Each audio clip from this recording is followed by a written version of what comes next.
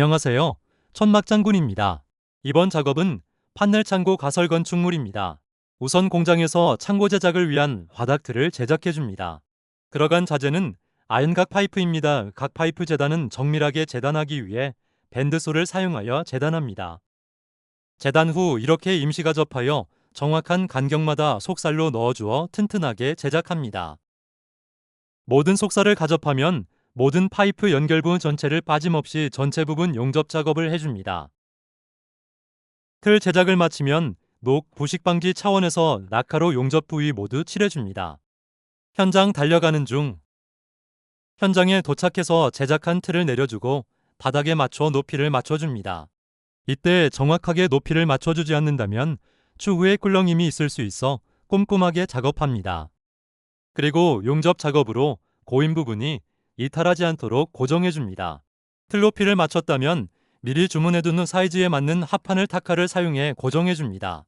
이때 타카를 사용해 고정을 할 때에도 합판 연결부가 들뜨지 않고 튀어나온 면이 없도록 촘촘하게 작업해줍니다. 모든 합판을 고정한 뒤에는 합판 위로 장판을 깔아줍니다. 일반 공장 창고가 아닌 카페 창고로 사용할 공간이라 장판을 시공했습니다. 장판 시공을 마치면 판넬 시공을 위해 의자 베이스를 먼저 작업해줍니다. 의자 베이스는 판넬 시공이 있어 제일 기초 작업이라고 보면 되는 부분입니다. 이 작업을 제대로 하지 않는다면 빗물 유입이 발생할 수 있고 판넬이 삐뚤빼뚤할 수 있어 정확하게 작업해야 합니다. 이렇게 의자 베이스 간 겹쳐지는 부위에는 실리콘을 도포하여 방수 처리를 해주어야 합니다. 의자 베이스 시공을 마치면 판넬을 제자리에 맞게 배치해줍니다. 판넬 공사에서 판넬 배치는 어디에 어떻게 배치하느냐에 따라 작업 속도가 달라지므로 배치도 신경 써서 해주어야 합니다. 판넬 배치를 마치면 바로 판넬을 설치합니다. 기초 판넬 하지 작업이 없는 관계로 좁은 폭인 구간부터 판넬을 설치하여 임시 고정합니다. 이때 임시 고정이라 하더라도 판넬의 수직을 정확하게 수평자를 사용해 확인하여 고정해 주어야 합니다. 판넬 재단은 원형톱 기계를 사용하여 재단하고 정확한 라인을 표시한 뒤 정밀하게 재단하여 시공합니다. 임시 고정을 해주고 앞으로 설치해가는 판넬도 모두 수직이 틀어지지 않도록 정확하게 끼워 넣어 세워줍니다.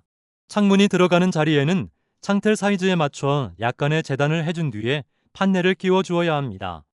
그 외에는 같은 방식으로 중간중간 수직이 틀어지지 않았는지 수평자로 확인해가며 작업합니다. 판넬을 어느 정도 세워주었다면 지붕판 자체 물바지를 미리 벽판 위에 고정을 해줍니다. 자체 물바지는 물바지 자비쇠 등이 없이 지붕판과 벽판 상부 고정만으로 버티는 구조이기에 꼭 벽판 상부와 함께 고정해야 튼튼합니다. 자체 물바지를 고정해 놓고 지붕판을 물바지 내부로 끼워 넣어 벽판과 고정해 줍니다. 하지 작업이 없어 판넬 설치를 마치면 내부의 내부 코너로 모두 고정해 주고 외부 마감으로 튼튼하게 고정 작업을 해야 합니다.